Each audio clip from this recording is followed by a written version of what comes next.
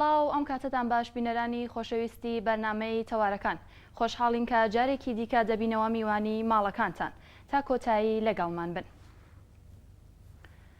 هونەری حوتام واتە سینەما دەتوانین بڵێن کۆکراوەی سەرجەم هونەرەکانە کە هەر لە سەرەتای دەستپێکیەوە بوو بە تریبوونێک بۆ گەیاندنی دەنگە جیاوازەکان و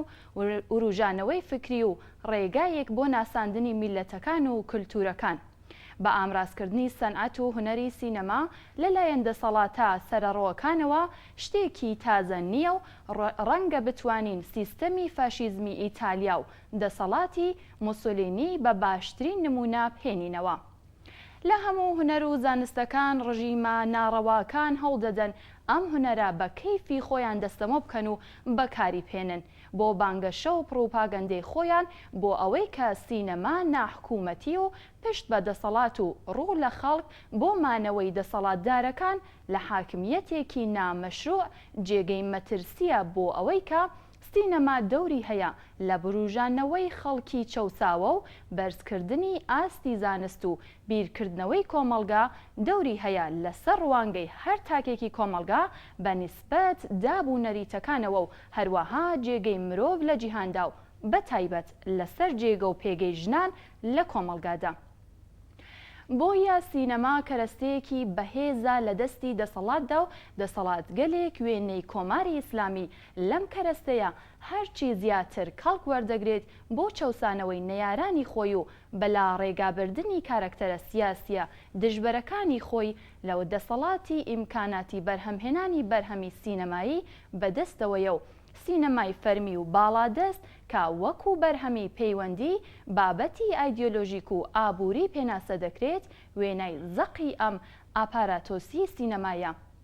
سنووری سینەمای باڵادەستی تەواوی سینەما فەرمیەکانی دەوڵەتەکانە.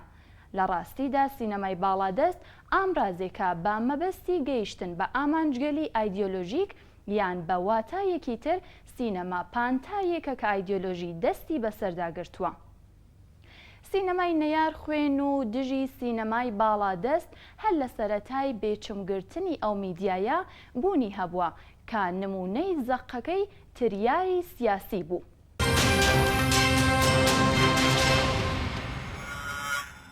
یەکێک لە ئامانجەکانی بەکارهێنانی سینەما لەلایەن دەسەڵاتەوە نواندن و جێگیرکردنی ئایدیۆلۆژیا و ناساندنی قارەمانەکانی خۆیەتی بۆ خەڵکی. کۆماری ئیسلامی هەر لە سەرەتای بەدەسەڵات گەیشتنیەوە بەم مەبەستە سینەمای بەکارهێناوە بۆ دامەزراندنی چەمکێکی سینەمای تایبەت بەخۆی با نێوی سینەمای دفاعی موقەدەس کە چەندین ساڵە لەلایەن کۆماری ئیسلامیەوە پەرەی پێدەدرێت. سینەمایەک با مەبەستی شەریعەتدان بە پێشێلکردنی مافی پێکهاتەکانی ئێران و بەتایبەت کورد و هەموو جۆرە هەڵاواردنی ڕەگەزی و ئاینی و میلی بەم بەرهەمە سینەمایانە ئیزافە کرا و ڕۆژ بە ڕۆژ لا زیادبووندایە.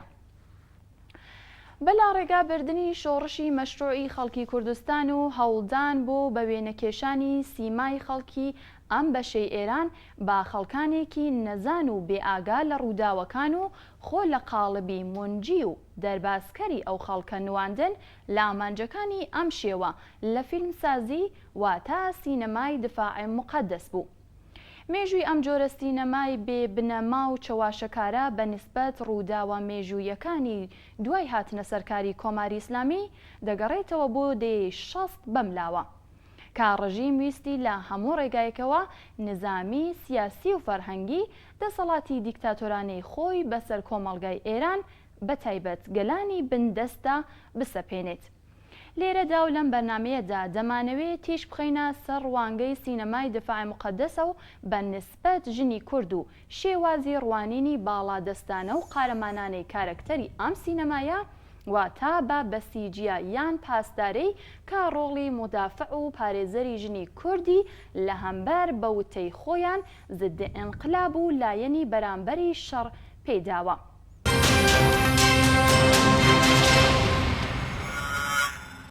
ئەم ڕوانگەیە کە لە سینەمای ئێراندا بەگشتی بە نسبەت ژنەوە هەیە کە ژن وەک کارکتەرێکی منفعل و گۆشەگیر دەخرێتە بەرچاو لە سینەمای دفاعی موقەدەس یان بەرگری پیرۆزەوە بە چەشنێکی دیکەشەوە کاری لەسەر کراوە و بە تایبەت ژنانی کورد لەم سینەمادا بە تەواوی ڕۆڵێکی چەواشەکار و درۆیی بۆ دیاری کراوە.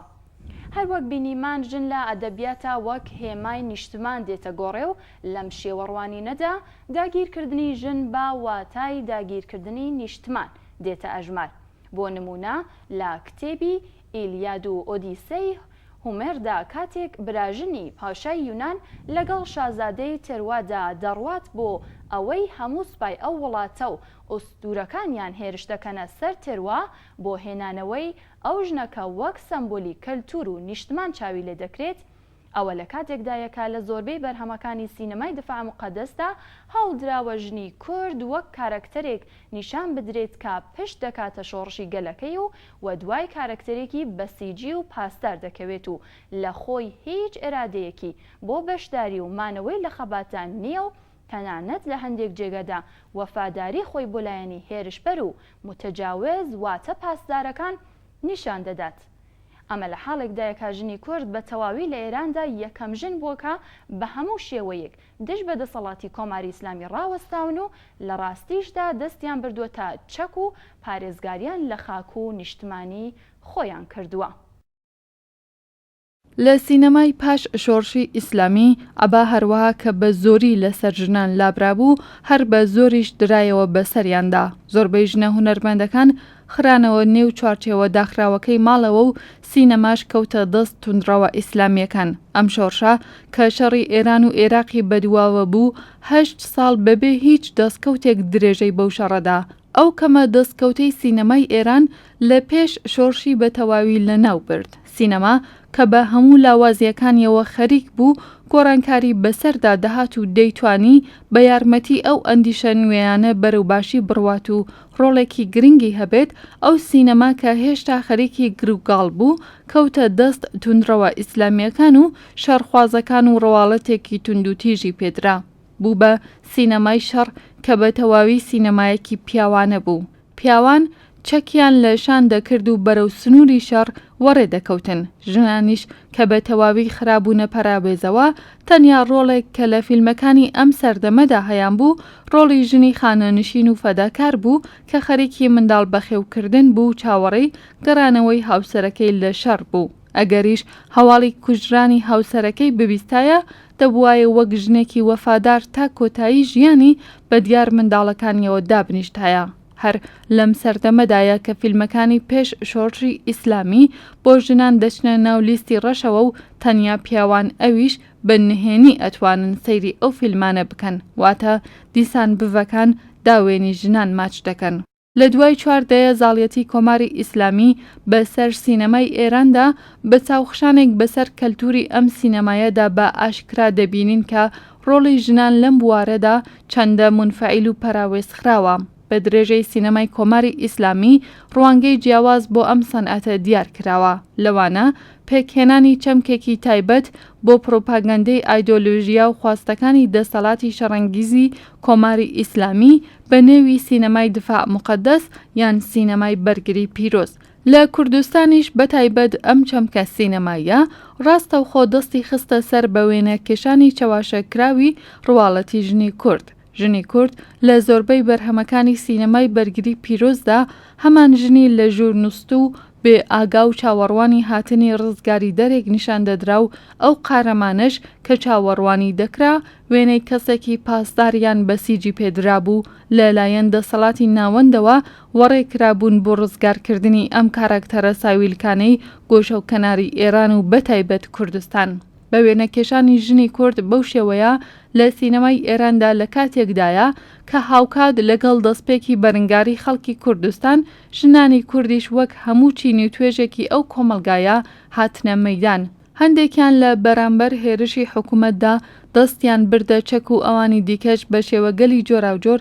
دەستیان دایە پاڵپشتی و یارمەتیدانی هێزی پێشمەرگە و لەو ڕێگایشدا سەدان شەهیدیان پێشکەش کرد و سەدان ئەفسانە و قارەمانیان خۆڵقاند. ئەم ڕاستیە مێژوویە ئەوەمان بۆ دەردەخات کە بە پێچەوانەی ئەو وێنەیە کە سینەمای کۆماری ئیسلامی و سینەمای دفاع مقەدەس لە ژنی کوردی بە وێنە کێشاوە، ژنی کورد کارکتەرێکی ئەکتیڤ و چالاکی بووە، بەتایبەت لە هاتنە مەیدان لە بواری خەبات و سیاسەتدا و تا ئێستاش بەردەوام ژنی کورد لەم بوارانەدا چالاکی بەرین و بەربڵاوی بووە و بەشێکی زۆری هێزە ئازادی خوازەکانی گەلەکەیان پێک هێناوە.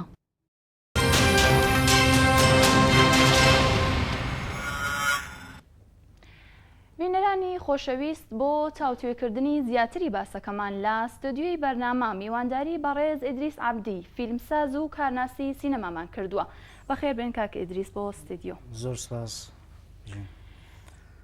پرسیار یەکەمتان ئاراستەکەم کە دەڵێت ژن لە فیلمگەری بەناوبەرگری پیرۆزەوە یان واتە دفاع مقەدەس لە سینەمای ئێراندا چ ڕۆڵێکیان هەیە؟ ڕوانینی کۆماری ئیسلامی چیسا لە پیشەیەک یا هونەرێک وەکو سینەما نسبەت بە ژن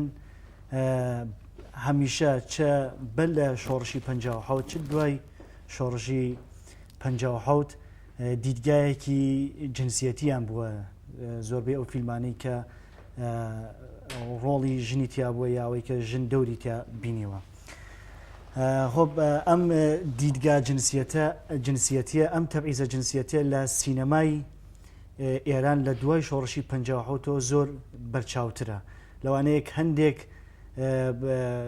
تەفاوت و هەندێک گۆڕانکاری بەسەر هاتبێت لە چاو سینەمای بەر لە 57 ئێران لە فیلمە فارسیەکانە. ئەمە بینین کە لە سینەمای غیری دفاعی مقدسە کە سینەمای بەرگری پیرۆزی پێڵێن لە سەرەتاوە کە کۆماری ئیسلامی هاتە سەرکار لە دوای 57 سینەما قەدەغە کرا وەکو زۆربەیەک لە هونەرەکانی وەکو موسیقی وەکو پەیکەرەسازی وەکو نەقاشی ئەمانە قەدەغە کرا، بەڵام دواتر ئەوان هاتن بیریان لەوە کردەوە کە لەم مدیۆمە بەهێزە کە گەورەترین کاریگەری هەیە بەسەر ژیان و ئاستی فکری و ئاستی ڕۆشنبیری خەڵکۆ هاتن لە مدیۆمی سینەما کەڵوەگرن بۆ ڕیکلامکردن بۆ سیاسەتەکانی خۆیان و بتوانن لەم ڕێگاوە زۆرشت چاواشە بکەن و بەلاڕێدا بیبن. بۆیە کە شەڕی ئێران و عێراقیش دەست پێکات ئەوان ئەیان سینەمایەک ژانڕێکی تایبەت بە سینەمای لە ئێراندا ئامەزێن بە ناو سینەمای بەرگری پیرۆزیە سینەمای دفاع مقەدەس کە هێرش ئەکەنە سەر لایەنی بەرامبەریان. لە ڕاستای ئەم سینەمای بەرگری پیرۆزەدا ئەمە بینین هەر لە دەهەی 60 هەتا ئێستا ساڵانە فیلمگەلێکی زۆر بە دژی بزوتنەوەی کوردیش دروسە بێت کە لەم فیلمانە ڕۆڵی ژن بەو بە شێوازێکی زۆر دەمارگرژانە و زۆر یەکلایەنە نیشاندراوە و لە پەردەی سینەماکانە ئێکرانەکرێت. لە ئێرانە بەخاتریەوەی کە ئەو فیلمانەی کە لەسەر لە ژانڕی بەرگری پیرۆزە دروستکراون و بەرهەم هاتوون زۆرترین هەوڵیانداوە ئەوەی کە بەرەکانی شەڕ و جبهە نیشان بدەن. ئێمە ڕۆڵێکی زۆر بەرچاو لە ژن نابینین لەو فیلمانەدا. شەڕ لە حکوومەتێکی ئیسلامی وەکو جمهوری ئیسلامیە جیاوازترە، شتێکی کامڵەن پیاوانەیە، شتێکی کامڵەن پیاوانەیە کە ژن نابێت یایە بەشداری بکات. ژن ناتوانێت لە حکوومەتی ئیسلامیە لەو سەردەما لە جمهوری ئیسلامیە چەک بگرێ بەدەستی و بچێتە بەرەکانی شەڕ بکات. بۆیە ئەمە هۆکارێک بووە بۆەوەی کە ڕۆڵی ژن لە زۆربەی ئەو فیلمانە ئەسڵەن نەبێت و ئەگەریش ببێت لە حەدی ئەوەی کە بێت لە حەدی ئەوە بێت کە مەسەلەن دەرهێنەر یان نووسەری فیلمنامەکە ویسی بێتیت هەندێک لە لایەنی ژیانی تاکە کەسی مەسەلەن پاسدارێک یا بەسیجێک نیشان بدات مەجبورە بێت مەسەلەن بچێتە ناوماڵی بەسیجەکە ڕۆڵی ژنەکە کە معموڵەن ژنایەکن کە لە گۆشەی ماڵۆ دانیشن، ژنایەکن کە چاوەڕوانەکەن کە شۆکیان بێتەوە، یا لە هەندێک فیلمیش بینین کە ژن حزوری وەکو نامەیەکەیە کە نامەیەکە نێرە بۆ شۆکەی یا نامەیەکە نێرە بۆ براکەی یا نامەیەکە نێرە بۆ باوکەکەی حزوری تاو ئاستەیە و لە دوای ئەوە ئەبینین کە مەسەلەن حزورێکی چەند ئەوەی نییە. ئەمە لایەنێکە ئێمە هەمومان نەزانین کە شەڕ هەر ئەو لایەنە نییە کە لە جبهە و لە بەرەکانی شەڕاینە. زۆر لایەنی تری هەیە لەناو خودی کۆمەلگا کە ئێمە کاریگەریەکانی ئەبینین. شەڕ کاریگەری ئابووری لێبێتەوە، شەڕ کاریگەری سیاسی لێبێتەوە، شەڕ کاریگەری کۆمەڵناسی لێبێتەوە. بۆیە زۆربەی ئەو فیلمانە نەهاتوون بەسەر ئەو کاریگەریانەی کە شەڕ لەسەر کۆمەلگا دایناوە فیلم دروست بکەن و بابەتی ئەو فیلمانە لەخۆ بگرێت ئەم بابەتانە. بەڵام بۆیە ئەبینین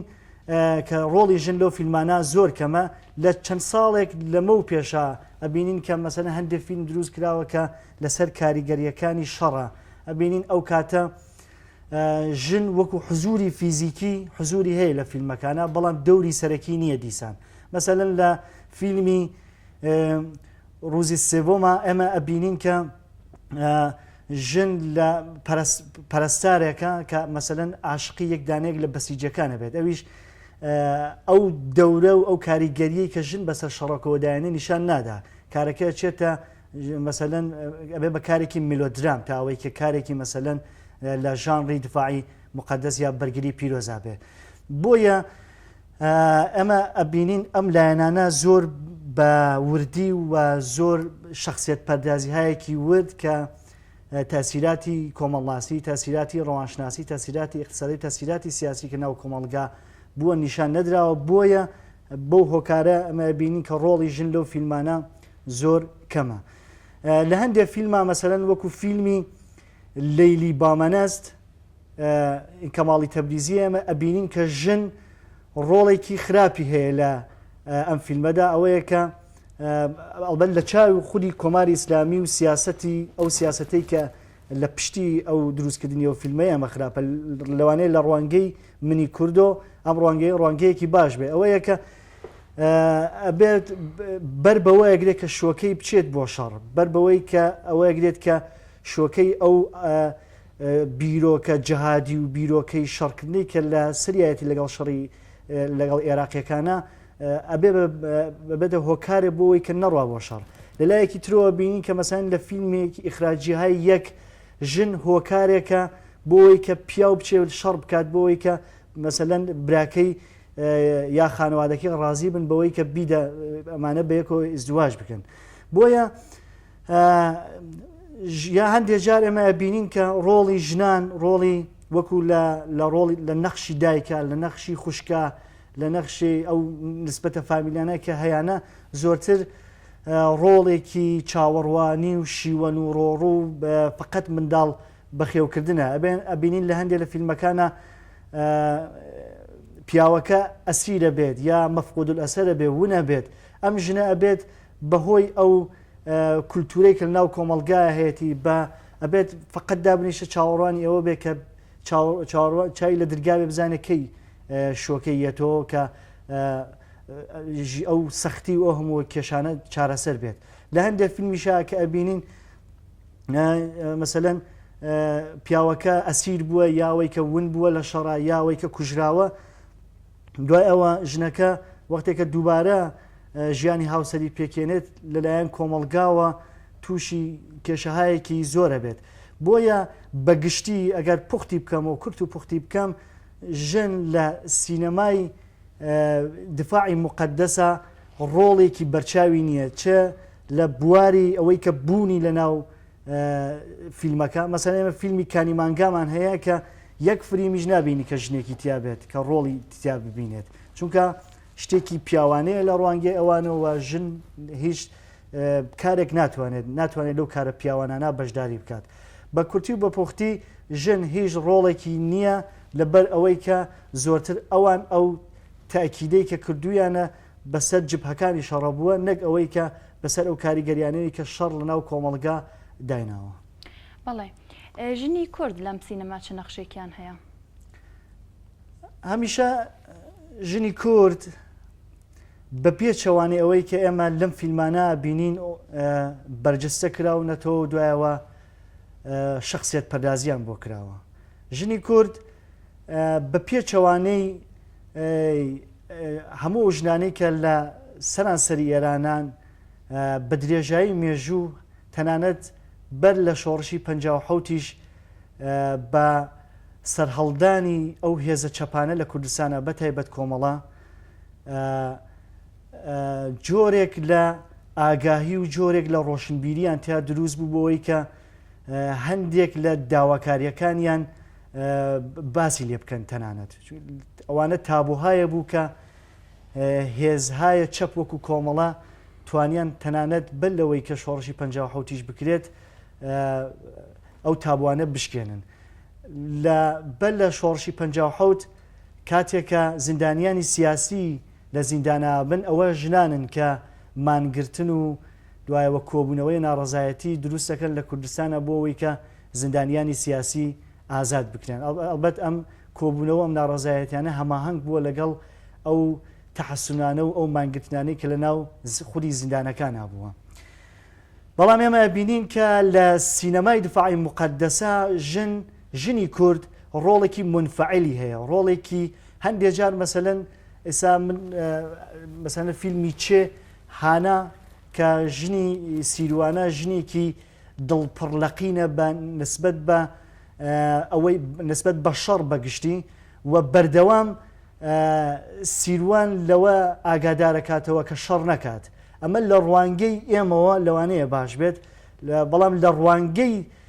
ئەو سیستمەیەوە ئەو دەسەڵاتەیەوە کە بودجەدا بەوەی کە ئەو بەرهەمە دروست بدێت ئەمە شتێکی بەنەفعی ئەوان نییە شتێکی بەزەرەری ئەوانە کە بەردەوام سیروان هانەدات کە شەڕ نەکات و ئەمە شەڕی ئەم شەڕی ئەو نییە تەنانەت هەندێک جار وا هەستەکەی کە ئەمە شەیتانە و بە دەوری ئادەمە ئەسوڕێتەوە بۆەوەی کە بەلاڕێە بیبات لە دیالۆگێکە سیروان ئێژێ ئەڵێ پێی بە هانا ئەڵێ تۆ ئەگەر گەرێکتە من بەرگری نەکەم لە خاکەکەی خۆم مەبەستی خاکی ئێرانە کە چونکە ئەو کابرایەکی جاشە و لەگەڵ پاسارەکان خەریکە بە دژی پێشمەرگە شەڕەکات ئەڵێ ئەگەر تۆ گەرەکتە من لە خاک و لە نیشتوانەکەم بەرگرینەکەم بڕۆجلێکی ژنانم بۆ بێنە بیکەمە بەرم هەنە ئەمە ڕوانگەیەکی کۆماری ئیسلامیە کە بە درێژایی مێژوو چ لە قانونی ئەساسیە چ لە دادگایە چ لە فیلمەکانە لە هونەرەکانی تریشتا بەردەوام دووپاتە بێتەوە بەڵام ژنی کورد لە ڕاستیە وان نییە ئەمە بینین کە لە دوای شۆڕشی 57یش ئەوە ژنانی کورد بوون کە بۆ یەکەمین جار تەشەکولەکانیان دروست کرد تەشەکولی ژنانیان دروست کرد بۆ ئەوەی کە سیستماتیک و فۆرمۆلیزە شدە بڕۆن بەرەو ئەوەی کە هەم لە ڕاستای بەدەستهێنانی مافەنەتەوەیەکانیانە چالاکی بکەن هەم لە ڕاستای ئەوەی کە مافی جەندەری خۆیان بەدەست بێنن یانە لە مافی ژنان بەدەست بێن و هەوڵ بدەن بۆ ئەوەی کە ژنان و پیاوان لە ناو کۆمەلگای کوردستانە بەرامبەر بن ئەمە لەم ڕێگەشە هەزینەی زۆری داوە ژنانی کورد مەسەلەن بۆ نمونە کەسێ وەکو شەهینی باوەفا کە پەرستارێکە بێت ڕۆڵی واقعی لەو کاتە لە شەڕەکانی سنا ئەوە بووە کە پێشمەرگەی تیمار کردووە داوا دەرمانی گەیاندووە پێشمەرگە بەڵام ئێمە بینین لە سینەمای دفاعی مقدسی کۆماری ئیسلامیە ئەم ڕۆڵە هەڵەگێردرێتەوە ژنی کورد بەردەوام لەگەڵ پاسارەکان و هێزەکانی کۆماری ئیسلامیایە بەردەوام خەریکە یارمەتی ئەوانەدات هەواڵی پێشمەرگەکان ئەبا بۆ بە ئیسلاح پاسارەکان بەڵام ئەم ڕۆڵانە هەمووی پێچەوانەیە ئەمە ئەبینین ئەو کاتەی کە ئەمە مێژوو هەموو ئەمانەی نووسیوەتەوە ئەو کاتێک کە پێشمەرگە لە شارەکان نامێن و ڕووەکەنە لادیەکان و ڕووەکەنە شاخ ئەوە ژنان بوون کە لە ناو شارەکانەمان و کاری تەشکیلاتی مەخفیان کرد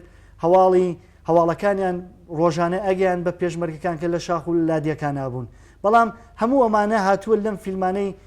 دفاعی مقدسە بە پێچەوانەوە نیشان دراوە کاتێکە خومەینی یەکەمین بڕیارەدا لەسەر ئەوەی کە حیجاب ئیجباریە بۆ ژنان لە ئێرانە ئەوە ژنانی کورد بوون کە دەست پێشخەر بوون و ناڕەزایەتیەکانیان دەربڕی لەگەڵ تا دوای ئەوە کە هەموو ئێرانە سەرانسەریەوە بووە لەم ڕێگەدا مەسەلەن ئێمە من وەکو چەند نمونەیە کە باسی لێ بکەم ئێمە کەسێک وەکو دایە بەهیەمان هەیە کە لە ماوەیەکی کەمە 5 کوڕی شەهید دەبن. خۆ ئەمانە کەم کەسانێک نەبوون کە ئێستا کۆماری ئیسلامیە لە فیلمەکانە بە جۆرێکی تر ڕۆڵی ژن نیشانەدات.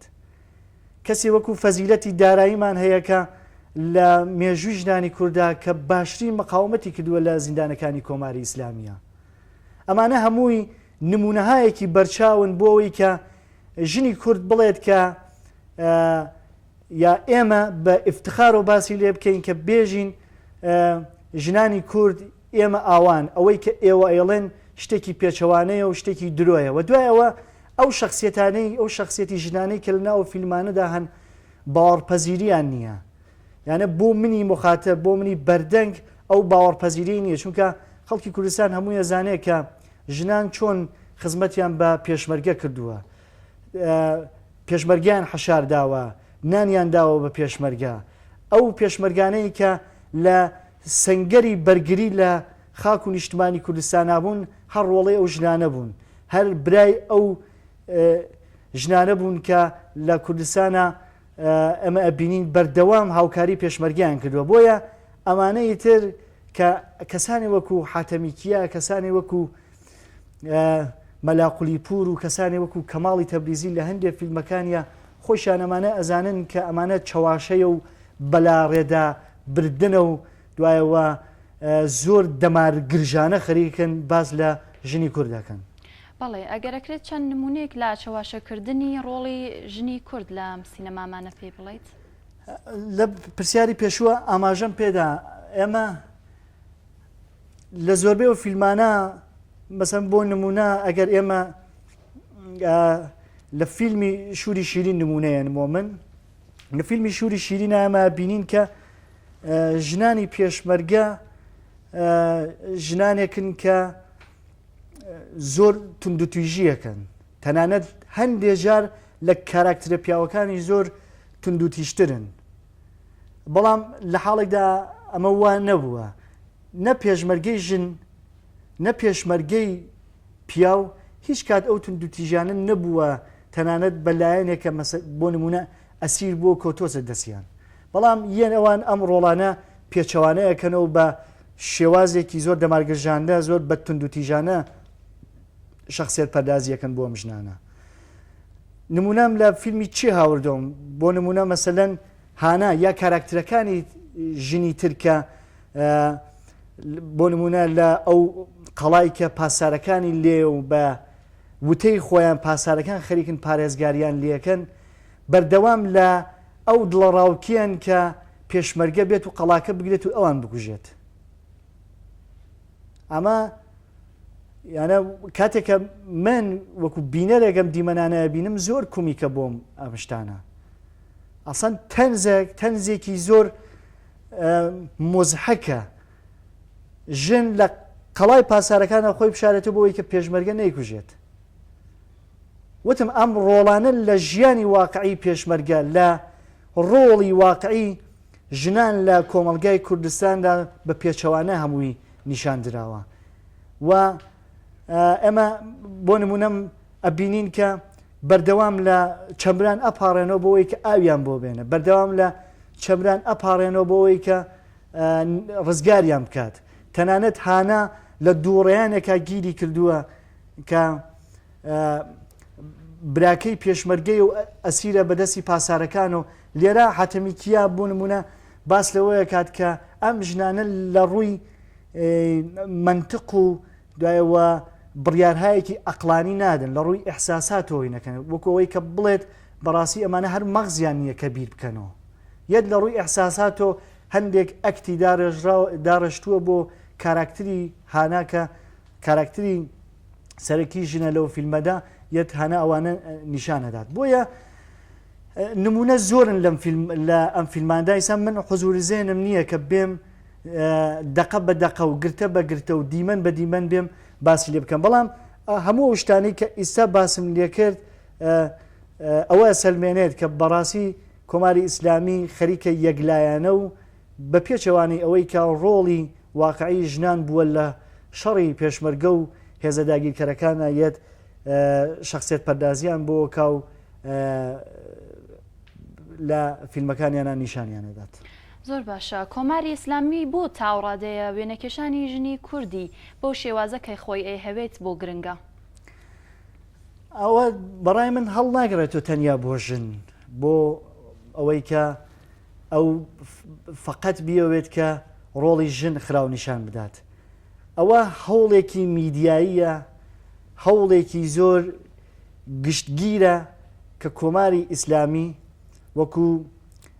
حکوومەتێکی ئیدۆلۆژیک ئەیەت لە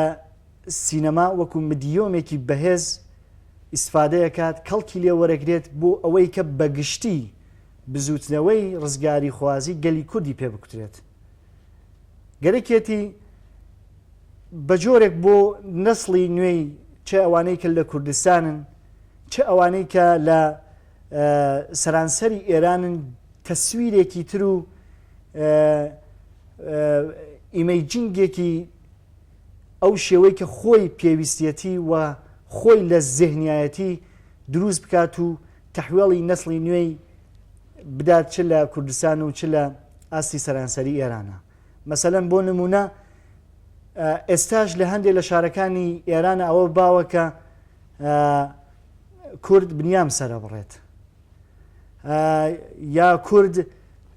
قەومێکی وەحشین کە لە شاخەکانە ژیاون. خۆب ئەمە هەر ئەو ئامانجە بووە کە کۆماری ئیسلامی بە درێژایی مێژوو هەوڵی داوە بۆی لە ڕێگە گەلێکی جۆرا و جۆرە بگا پێی، تاوەی کە بەڵام ئێستا بە خۆشحاڵیەوە ئەوەی کە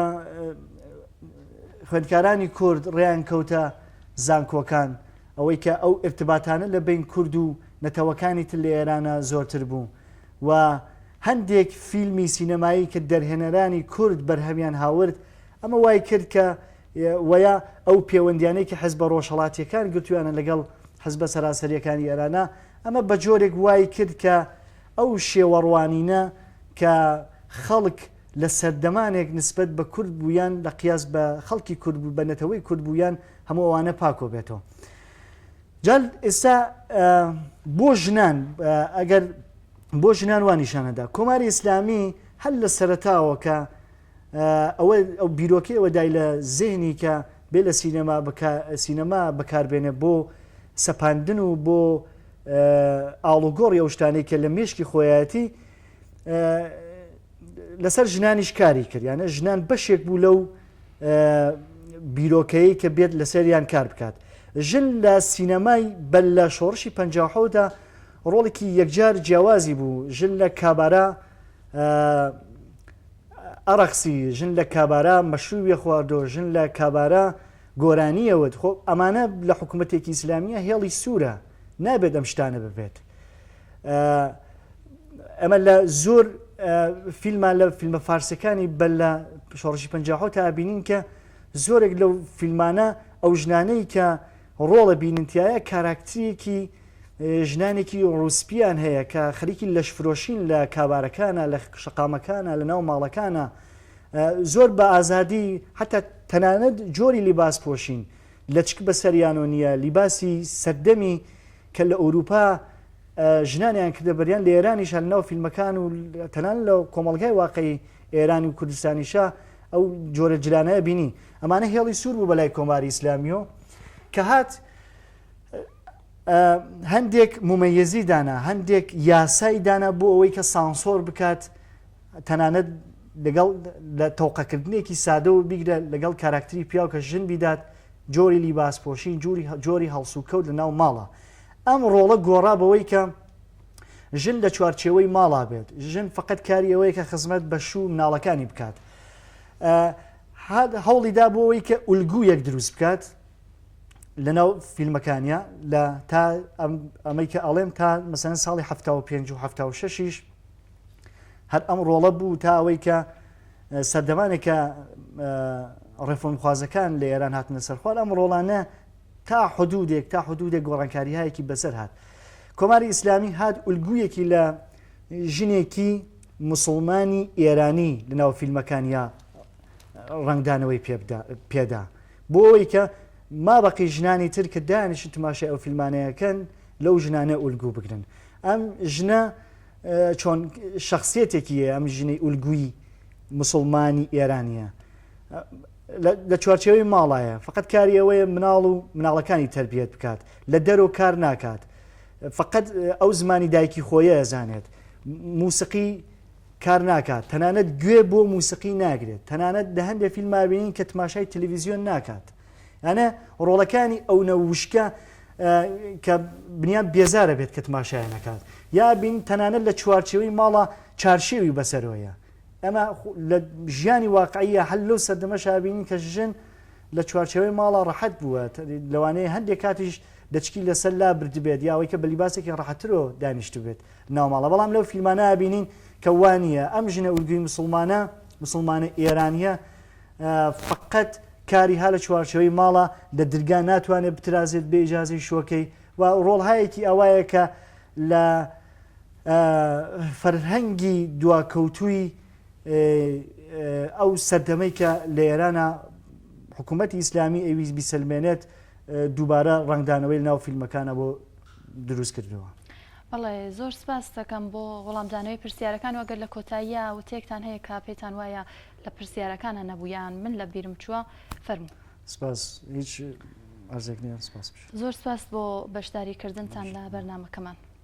بەڵێ خۆشەویستان، بەم جۆرە گەیشتینە کۆتایی بەرنامەکەمان و تا پێگەیشتنەوەیەکی دیکە ماڵاوە.